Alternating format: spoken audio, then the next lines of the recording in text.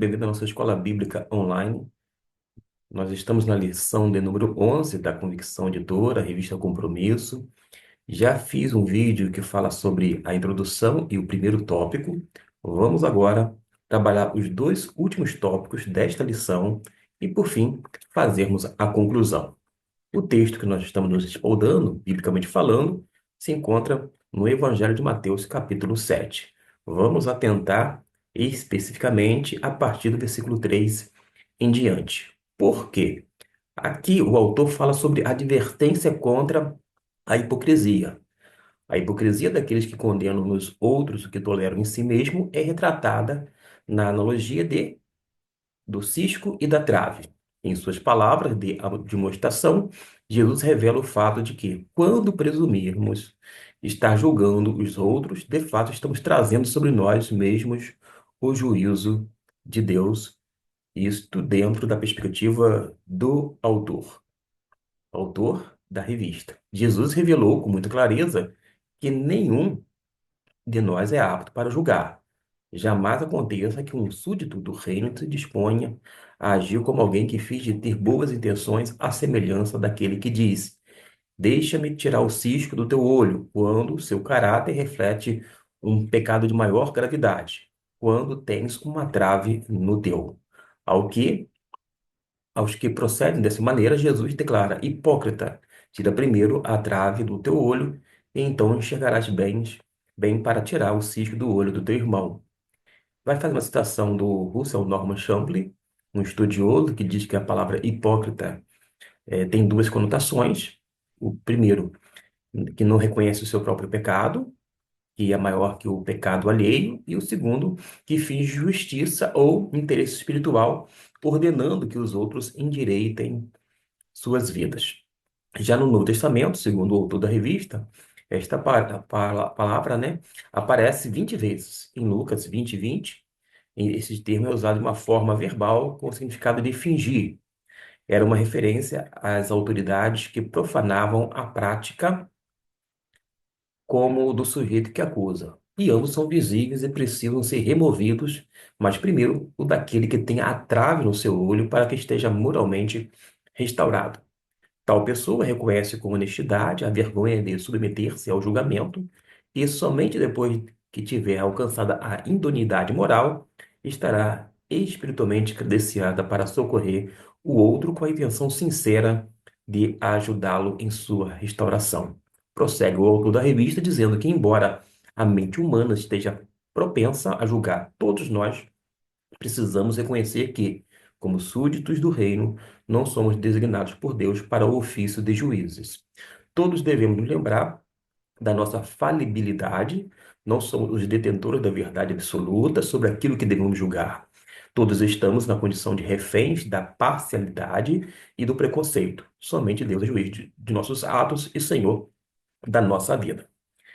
Pois bem, depois de fazer a leitura do comentário do autor da revista, o que que a gente pode trabalhar um pouco mais, biblicamente falando, a partir do versículo 3 e 4? Os termos que nós temos no grego, eles são usados de uma forma metafórica para uma falha pequena e uma falha grande. Um cisco é um pequeno grão de serragem, enquanto você pode traduzir como uma trave ou uma viga, é uma viga usada na construção, aquela tábua usada na obra de uma casa, por exemplo, ou de um edifício. Um cisco é um pequeno grão de serragem, mas o que o texto diz aqui, a ideia, pelo menos, é de que ninguém pode tirar o cisco do olho do seu irmão antes de tirar a trave do seu próprio olho. E não é à toa que no versículo 5 e 6 tem essa expressão, hipócrita. É a única afirmação que pode ser feita sobre esse ator que finge ser médico quando ele próprio está doente. Os cães e porcos referem-se àqueles que rejeitaram deliberadamente a mensagem da verdade. E esses animais, em particular, eram especialmente repulsivos para o público de Jesus. Daí a importância da gente ler versículo 3, 4, 5 e 6. Vou voltar ainda ao verso 5. Hipócrita, tira primeiro a trave do teu olho, e então verás bem para tirar o argueiro do olho do teu irmão. Uma lição da Bíblia vem muito claramente à mente em tudo isso. Como assim? Os religiosos da época levaram uma mulher que foi apanhada em adultério até Jesus para apedrejá-la até a morte.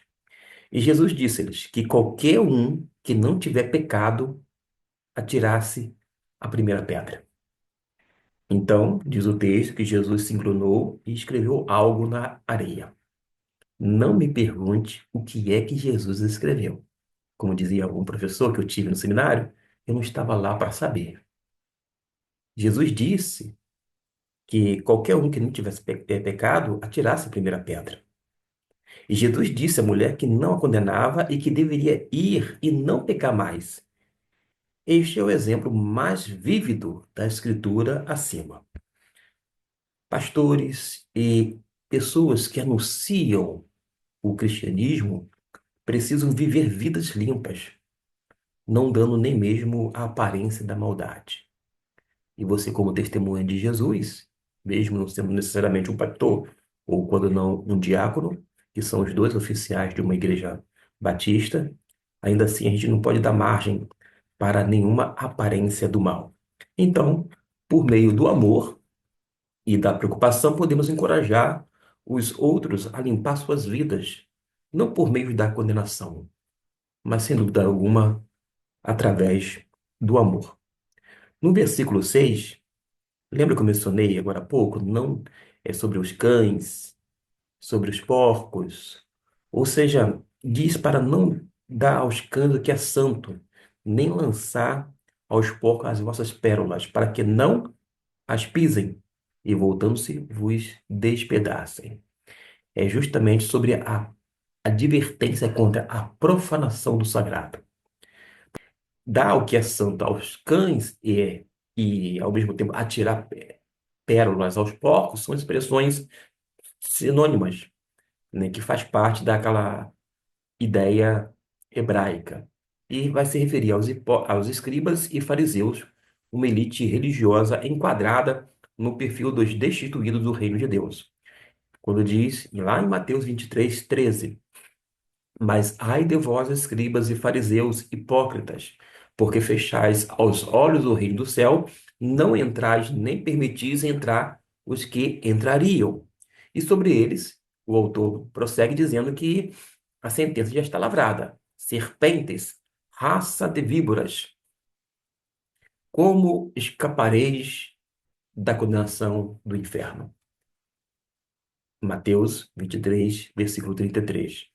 E compartilhar com eles os tesouros sagrados que o Evangelho contém e estão prometidos somente aos súditos do reino de Deus. É inútil, diz aqui o autor da revista. Antes de chegar na conclusão da nossa revista, Compromisso, eu vou apenas enfatizar que, quando fala não desse aos cães, o que é santo, este é o princípio cuja razão é pela qual o próprio Jesus não fez milagres para os descrentes.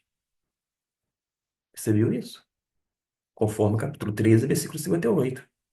Isso deve ser feito em respeito ao que é sagrado, não meramente por desprezo pelos cães e porcos. E nada aqui contradiz o princípio do capítulo 5, versículo 44. Na verdade, este versículo vai reger as relações pessoais com os inimigos. Esse princípio age como alguém que lida com o evangelho diante daquelas que odeiam a verdade. Cães, aqui no sentido acima, sem dúvida alguma, são pessoas de baixo moral, baixo caráter, que não têm intenção de vir a Cristo. É como se a lição a ser aprendida aqui dissesse: quando você perceber que não há esperança de regenerá-los, deixe-os em seu próprio, né, atoleiro de pecado. Não se junte a eles e deixe que eles destruam você e os tesouros espirituais que você obteve de Deus. Não fique por perto ouvindo-os blasfemar contra o seu Salvador. Não te atoles no pecado, isto é, na lama do pecado com eles. Não irá limpá-los, irá sujar você.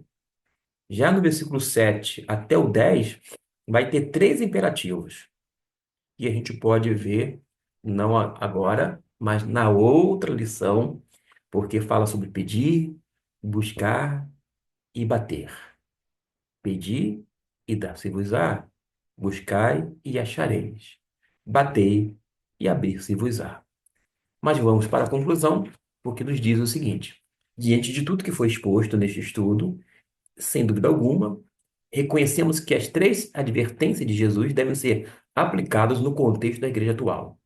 Jamais aconteça que os verdadeiros súditos do reino cometam o pecado de pronunciar julgamentos sobre as pessoas, tomando como base os conceitos e critérios pessoais. Que jamais cometamos o erro de denunciar nos outros os mesmos pecados que cometemos, para que não sejamos enquadrados no perfil dos hipócritas. Finalmente, sob hipótese alguma, cometamos a tolice de compartilhar bens e valores com os profissionais do comércio religioso que profanam tudo o que é sagrado.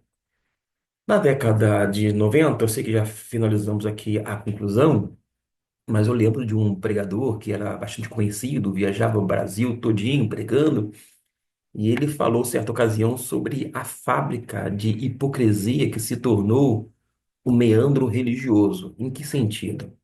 Ele deu naturalmente alguns exemplos, alguns deles estão de uma forma muito vívida na minha mente. Teve um período que as pessoas diziam que crente, que era crente de verdade, não podia adoecer, porque a doença estava atrelado ao pecado, segundo estes. Havia inclusive uma pregadora que tinha um programa de televisão, cujo nome eu sei de cor é salteado, mas farei para não dar ibope tal pessoa, e tampouco fazer com que as pessoas vão lá na página dela e confiram isto, aquilo outro, mas o que eu digo é verdade, conforme foi relatado. Ela dizia publicamente pela TV que o crente não adoecia, até o ponto dela ficar doente. E quando ela adoeceu, ela foi justamente a um hospital particular, diga-se de passagem, e ao invés de entrar pela porta principal, foi por uma ala, digamos assim, um acesso lateral para evitar que algumas pessoas ali no saguão ou no salão, naquela recepção do hospital, quem sabe a reconhecesse.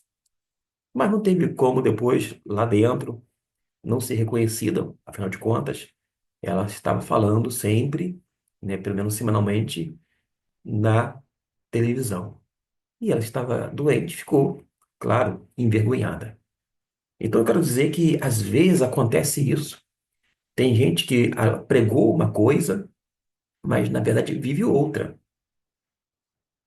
Existe não necessariamente uma fábrica de hipócritas, mas algumas ações são falsas, são fingidas. Há um pregador, e que eu chamo de pregador, embora não considere que ele de fato pregue o evangelho de Deus na essência, mas ele anunciou que, certa ocasião, as pessoas deveriam deixar de usar óculos, muleta, etc e tal. Mas até hoje ele usa óculos. Ele fez com que as pessoas abrissem mão, né, daqueles recursos no ato, entre aspas, de fé, mediante oferta, mas ele continua é, usando óculos até o dia de hoje. Teve um outro no Brasil, bastante conhecido pelas cruzadas de milagres e prodígios, que anunciava a cura de tudo e de todos. Mas ele tinha um filho cadeirante.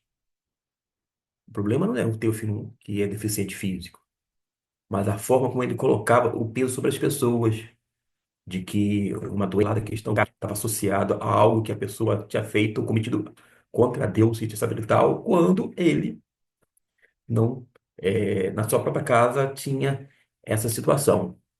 De igual modo, na década de 90, eu me deparei com muitas pessoas que falavam contra a televisão, proibia alguns líderes de ter televisão na casa dos crentes, dos seus membros, das suas ovelhas, quando, na verdade, nos seus próprios lares, eles possuíam aparelhos de TV.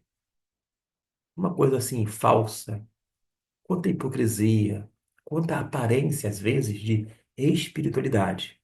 Mas, na verdade, Deus sabe exatamente como nós somos. Que Deus possa abençoar a sua vida rica e abundantemente. E até a nossa próxima lição